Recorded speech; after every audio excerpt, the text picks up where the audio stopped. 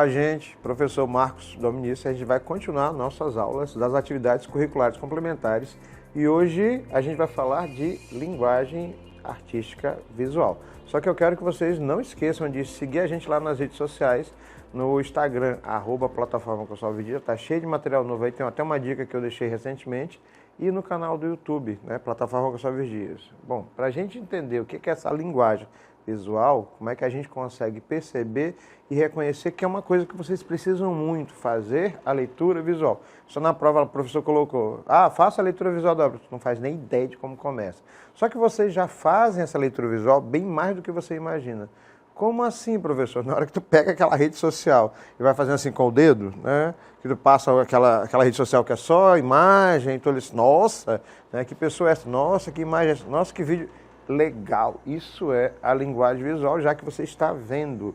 Só que aquilo que você vê e que você não sabe entender o que você está vendo é justamente a ausência dessa linguagem visual e dos elementos que fazem parte. Vamos lá. As artes visuais são as manifestações que você vê, de maneira bem simplória para explicar, certo? Pintura, escultura, desenho, arquitetura, artesanato, videoarte, animações, animes, colagens, instalações, performances, além do uso que nós temos de ferramentas tecnológicas. Para a gente entender, eu coloquei uma obra bem aqui do Man Ray, que é um artista do dadaísmo, para você perceber justamente a nossa dificuldade.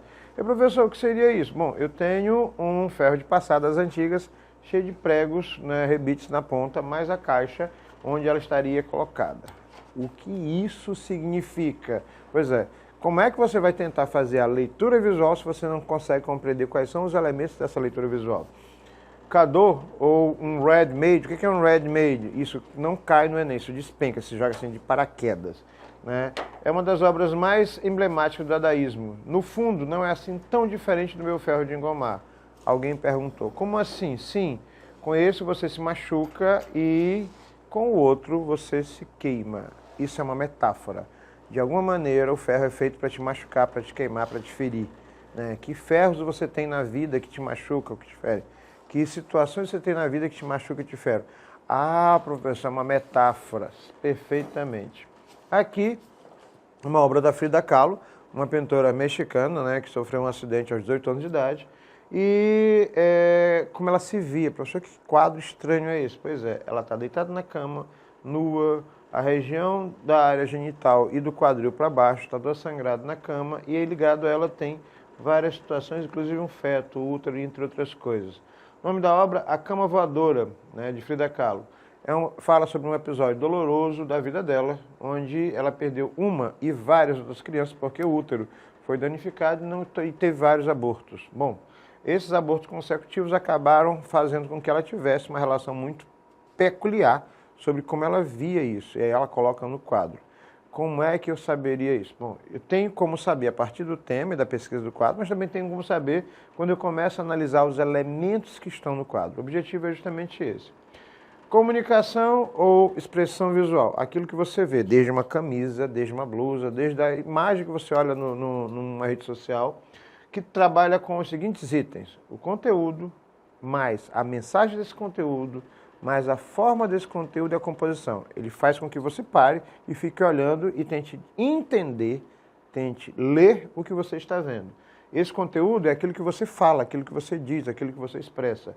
A mensagem é a própria forma de como ela é desenhada. Será que a mensagem de todas as imagens que vocês têm à disposição, de todos os filmes, todas as séries, tudo que você vê e ouve, essa mensagem está chegando corretamente ou você não sabe ler a mensagem?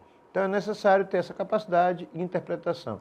Quais são os elementos mais viáveis dessa linguagem de maneira bem simplória? A gente não vai ter tempo de falar sobre todos eles, mas o básico do básico a gente vai conseguir. O ponto é a menor representação gráfica possível. Você pegou uma caneta, pegou um lápis e fez assim, pronto.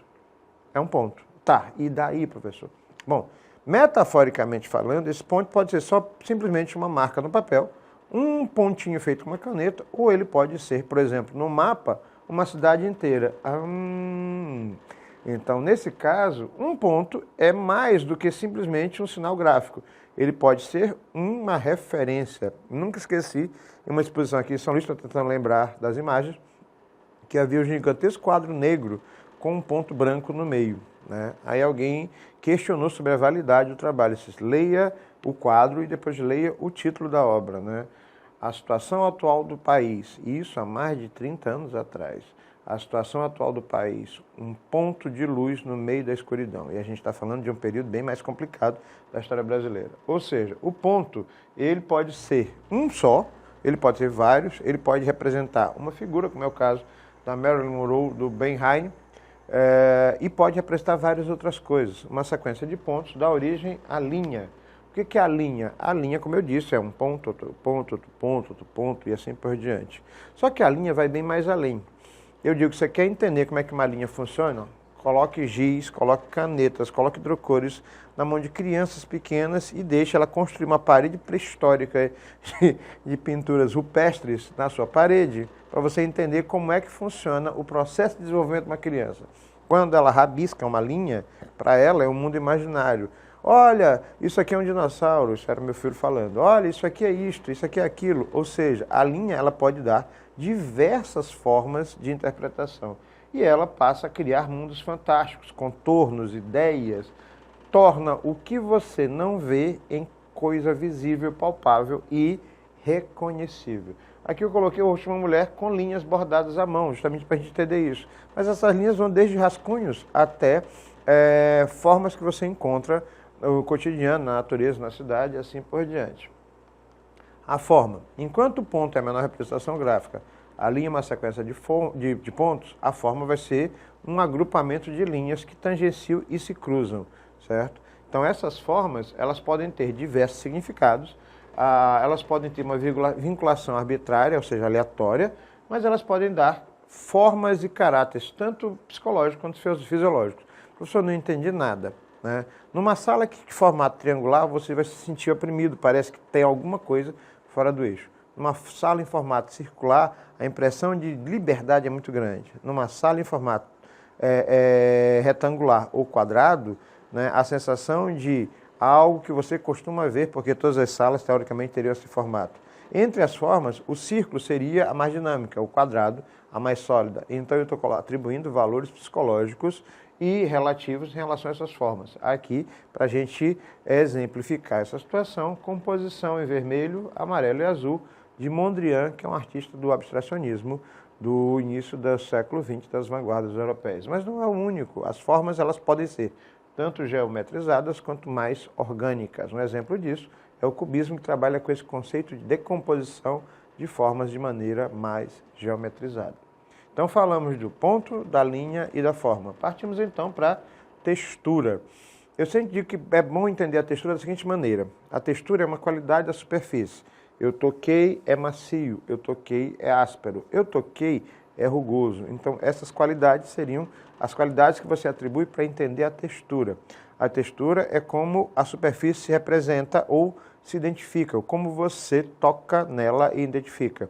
É interessante que aqui no Maranhão, a gente tem, pelo menos aqui em São Luís, a gente costuma dizer, ei, deixa eu ver aí, né? Essa frase significa, ei, deixa eu olhar, ei, deixa eu tocar para saber o que é. Ninguém somente aqui em São Luís vê com os olhos, a gente vê com as mãos, tem que tocar, deixa eu ver aí, né? Parece estranho quando você pronuncia dessa maneira, mas é como o maranhense com o sotaque fala, o nosso sotaque fala. A textura é o aspecto de uma superfície, ou seja, é a pele dessa superfície, é a forma que é permitido identificá-la. E muitas vezes em exposição, eu coloquei essa obra do Frederico Uribe de propósito. Por quê? Porque são fios, de verdade, né? E a sensação, mesmo a gente olhando aqui, é tocar na obra para sentir a textura. Mas, professor, isso só é físico e só é de verdade? Essa textura pode ser feita de outra maneira? Pode. A textura pode ser feita com linhas, com pontos, com formas. Exemplo, roupas quadriculadas, roupas com camisas e blusas listradas, camisas com texturas que são desenhadas, estampas. Isso é uma forma de textura visual ou gráfica. Aqui você tem a textura real, a textura concreta, certo? E essa obra aqui foi feita com restos de fios de materiais eletrônicos, entre outras coisas. E eu vou ser bem sincero para vocês. Toda vez que eu vou a exposições onde existe um objeto que você olha a textura e você quer identificar, mas não consegue simplesmente visualmente saber o que é a tendência natural do ser humano, a curiosidade de querer ir lá tocar na obra. Mas isso não é permitido, porque quando vocês estiverem em uma exposição, olhem, só olhem, sem tocar, a não ser que o objetivo da exposição seja o toque. Mas na maioria das vezes não é o caso. Partimos da textura e passamos para o espaço. O espaço seria a área, o espaço seria onde você trabalha, ou a superfície, ou como a gente chama também o suporte. Exemplo, de uma tatuagem, o espaço, a área, a superfície é a pele humana, né? De uma tela de pintura seria a própria tela, o papel, a parede e assim por diante. Então, o espaço é o lugar onde a obra está, ou a obra em si, né? No caso que a gente chama de suporte. Por exemplo, de um mural, de um grafite, o suporte seria a parede, entre outras coisas. E pode variar bastante e não precisa ser somente um lugar físico, né? Ele pode estar delimitado ou mesmo ser um espaço negativo e positivo. No caso aqui, por exemplo, o espaço é a tela da minha TV. E aí eu tenho a projeção da imagem em positivo e negativo, que já cria uma outra relação de elemento visual. Então, recapitulando, ponto, linha, forma, textura, espaço, que corresponde também à superfície, e ao suporte. Essa relação entre a figura e o fundo, ou seja, a figura, o significado, e o fundo, né, o menos significado, é uma relação estabelecida entre a forma, o motivo e a área. Exemplo, eu vim propositalmente sobre isso para entender. Figura e o fundo, o contraste entre o positivo e o negativo, para criar uma leitura visual mais específica. Tanto é que o objetivo é chamar a atenção. Se fosse para passar despercebido, então, a relação de figura e fundo, ou seja, seria para criar este contraponto psicológico. É o caso da obra Mercador de Escravos, com o desaparecido busto de Voltaire, de Salvador Dalí. Eu sei que à distância, alguns de vocês vão ver um rosto, o rosto de Voltaire, de um senhor de idade, e quando você olha com mais calma, ei, professor, peraí, esse rosto tem, os olhos são a cabeça de duas pessoas, e o nariz e a boca são as roupas dele, por exemplo, tem uma, duas, três pessoas no rosto. A figura e fundo cria um sistema de ilusão gestáltica e você vê uma coisa, depois você vê outra, né? Isso é um prato feito para as obras de Salvador Dalí, que era surrealista. Por causa disso, você está vendo duas coisas nessa relação de figura e fundo. Partimos para o plano como elemento de linguagem visual. O que é o plano? O plano possui comprimento, largura e posição e direção, quando ele é bidimensional. Se ele passa a ser tridimensional, ou seja, ele tem volume, ocupa espaço em 3 dimensões, ele tem altura, largura e comprimento. De qualquer maneira, o plano, como o próprio nome diz, é a forma como você organiza essas ideias para dar, literalmente, a base do que vai ser a obra. Define os limites extremos de um volume ou de uma superfície, que pode ser retilíneo, irregular, geométrico, orgânico. Pode até de maneira bem simplória dizer assim, o plano é como eu vou planejar, estou sendo redundante, a obra e o resultado que vai ficar. Pode ser uma coisa gigante ou pode ser uma coisa pequenininha, num pedaço de papel.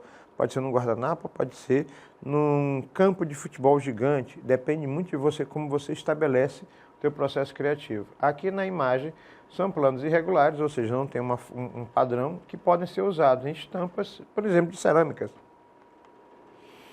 Bom, a cor é um capítulo à parte, porque a gente precisa, inclusive, corre aí na plataforma Consalves Dias, tem uma aula inteira sobre a cor. Eu vou dar uma rápida passagem na cor para você entender. A cor é um dos elementos mais importantes da linguagem visual. A cor, tecnicamente, ela não existe. Melhor, ela existe sim, mas ela é uma percepção que só vai ser identificada, lida e utilizada se você tiver a presença de luz. A luz, ela vai determinando as medidas da cor. Brilho, saturação, contraste, sombra, luz, entre outras coisas. Como ela vai sendo modificada em função da luz, mesmo que seja vermelho, né, dependendo da quantidade de luz, pode se parecer vermelho mais claro ou vermelho mais escuro. E aí você tem um outro contexto, que é o efeito psicológico da cor, né? O vermelho traz um efeito, o azul traz um efeito. Tanto é que o marketing e muitas empresas que dependem disso, eles não jogam cores no mercado aleatoriamente, porque eles sabem exatamente qual seria o efeito psicológico para venda, para marketing, publicidade, entre outras coisas. Então, a cor, nesse caso, ela vai criar significados, ideias e sentimentos diversos no espectador. Aqui é o autorretrato de Tarsila do Amaral e o estudo da paleta de cores na obra dela, que vai de uma variação monocromática do vermelho até uma variação monocromática do azul, certo? Então, saímos das cores do plano da superfície e de outros elementos mais elementares, estou sendo redundante novamente, para entrar na dimensão. Essa dimensão existe no mundo real, mas não podemos só senti-la, mas pode ser vista com auxílio. Essa dimensão não é só um valor irrisório, pode ser algo bem prático, bem real, algo tipo muito pequeno, o objetivo é ser feito isso, ou muito grande. Vou só dar uma passada para você entender. Eu amo as obras do Ron Weck, eu coloquei essa para poder fixar. Peraí, qual é a obra, professor? O bebê, é uma escultura gigante, ou seja, no que trata de dimensão, o Ron Weck vai a extremos, ora muito pequenas, ora gigantescas. Esse bebê deve ter brincando aí uns 2 metros de comprimento, talvez até mais. Caramba, professor, é uma escultura hiperrealista, feita em um processo de dimensão tridimensional, onde é levado em consideração comprimento, largura e altura. Exemplo, a Estátua da Liberdade nos Estados Unidos, ela tem uma altura X, mas existe uma original, nem a cópia, uma segunda estátua exatamente igual em uma dimensão, ou seja, uma proporção menor em Paris, na França, certo? E aí é justamente um dos elementos que a gente leva em consideração. Composição. O que é composição? A composição é como você organiza as coisas. Exemplo, só dar uma adiantada. A composição aqui é essa obra, que foi partindo de uma fotografia de um tanque de guerra. Eu volto já nessa obra para vocês entenderem. Então, a composição é o resultado final do trabalho. Como eu vou organizar a foto? Como eu vou organizar o desenho? Como eu organizo meu caderno? Eu já vi alguns alunos fazendo assim, escrevem arte, aí numa cor, aí pula 2 linhas ou uma linha, depois escreve o tópico da aula, depois vai pulando, vai colocando em tópico, vai mudando as cores de caneta. Ou seja, na hora que você faz isso, é uma composição. Na hora que você escreve uma produção textual, é a sua composição. E aí, como é que você vai utilizar os elementos dessa composição, pontos, linhas, formas e cores, de maneira perfeita, equilibrada, ou até de maneira desequilibrada, quando o objetivo é justamente esse. A composição é a técnica da execução da própria obra em si. Ou seja, para que você faça a composição é necessário que você use os elementos que eu falei antes. Então vamos analisar esta composição, este quadro. Eu vou ler para facilitar o trabalho do meu intérprete, dar uma descansada nele. Homem e mulher na frente de uma pilha de excrementos. Professor, o senhor está vendo aqui? Não, o artista diz. De Miró. São 12 obras de sobre estabilidade na guerra na região da Espanha. Monstros em forma de galos. Quem seriam os monstros? Os assassinos do exército. Cores vivas e contraste de fundo preto. O fundo preto. Algo extremamente perturbador. O horror da Guerra Civil 1936. Excrementos dourados, cocô dourado, que representavam ambições fascistas. A área laranja, as vítimas de guerra. As mãos vermelhas, o sangue. Isso tudo o artista coloca na composição com cores, com formas, com linhas e com a estrutura real, final da composição.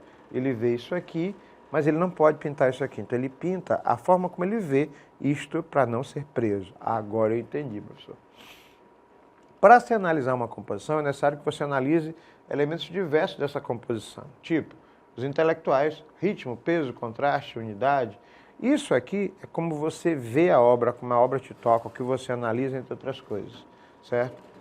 Exemplo, a Mona Lisa, quem fez a composição foi Leonardo da Vinci. Quando ele faz a composição, ele trabalha em cima de formas geométricas que criam essa composição visual. O movimento é justamente a atenção para onde vai a minha visão.